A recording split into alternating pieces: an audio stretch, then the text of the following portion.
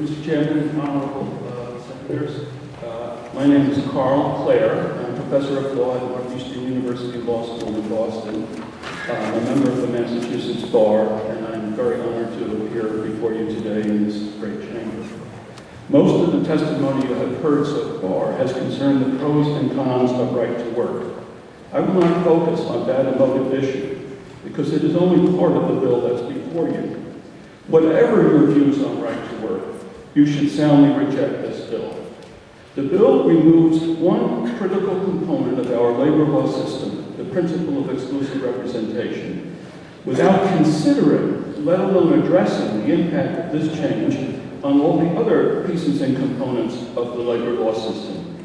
The approach of this bill is very much like removing the brakes or the steering wheel from a car and then hoping it's going to perform well on the highway.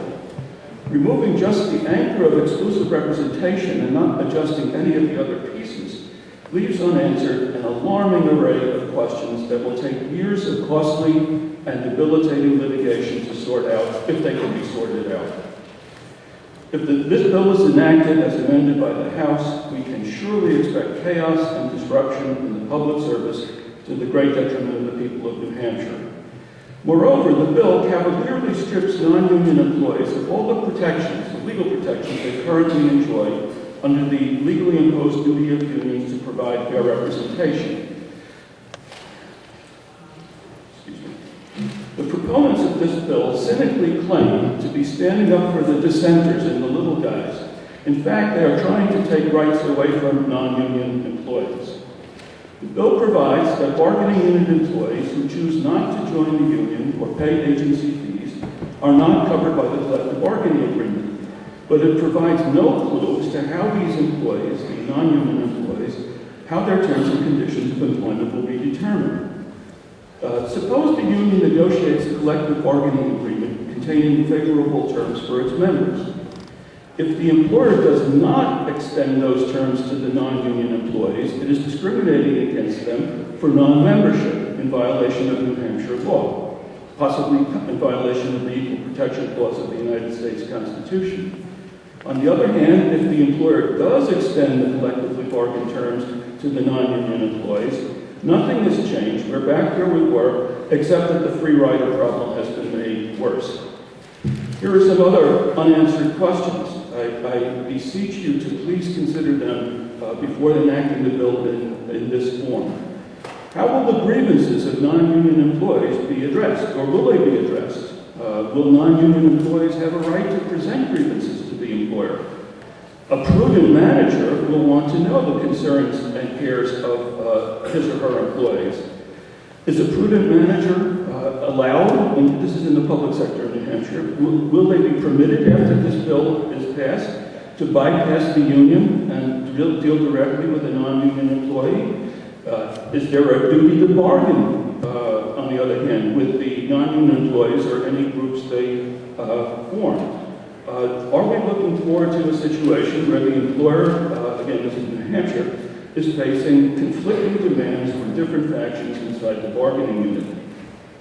Now, the genius of the system Congress established in 1935 is that it leaves to employers and employees, not regulators or bureaucrats, to work out pragmatic and tailored workplace solutions by drawing upon local knowledge and expertise. This semi-autonomous system of workplace government is very much in the New Hampshire spirit.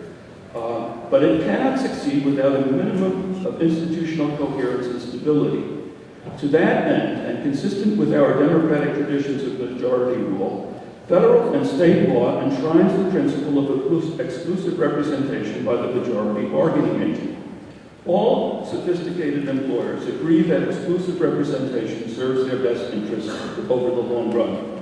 Exclusive representation gives the employer a single counterpart with whom to address workplace issues, a negotiating partner that is responsible to and can make lasting agreements on behalf of the entire workforce. In the absence of exclusive representation, employers potentially face the chaos of multiple bargaining agents, formal or informal, responding to different constituencies and minorities of the bargaining unit, and quite possibly pursuing conflicting agendas.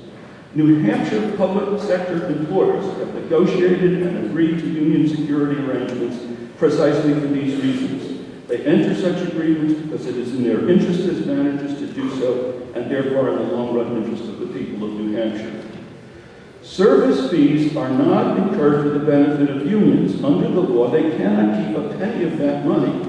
It must all be dispersed on normal activities of negotiation and grievance handling, which are very rigidly and strictly audited. Service fees are incurred because of the role that New Hampshire has assigned to unions in its system for achieving industrial stability.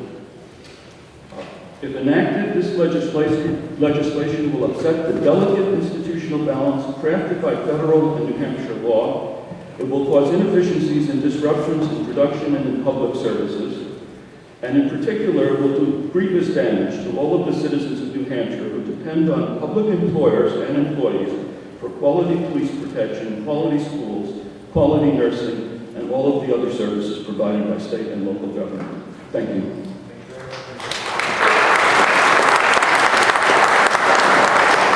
Thank you very much for the testimony.